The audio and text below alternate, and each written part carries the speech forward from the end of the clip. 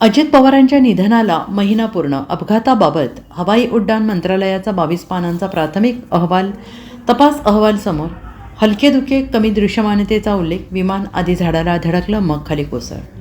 दिवंगत उपमुख्यमंत्री अजित पवार यांच्या विमानाच्या अपघातासंदर्भात AAIBचा प्राथमिक अहवाल समोर आला आहे. दृश्यमानता कमी असतानाही लँडिंगचा प्रयत्न झाला. तसेच बारामतीचे विमानतळ हे अनियंत्रित विमानतळ असून त्या ठिकाणी महत्त्वाच्या सुविधांचा अभाव असल्याचा ठपका या अहवालात म्हटलेला आहे. दुसऱ्या प्रयत्नात लँडिंग करण्याचा प्रयत्न झाला आहे. त्यावेळी विमान पहिल्या झाडांना धडकलं आणि नंतर जमिनीवर आदळल्याचं या अहवालात म्हटलं आहे. तसेच लँडिंगवेळी ओ शीट हे शब्द ऐकू आल्याचं या अहवालात म्हटलं आहे. रनवेची दृश्यमानता कमी होती.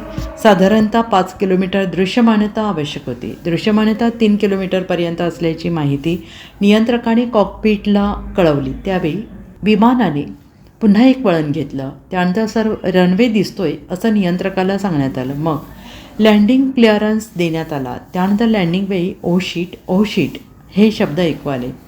या विमानातील दोन्ही पायलटनी मद्यपान केलं नसल्याचं या अहवालात म्हटलेलं आहे.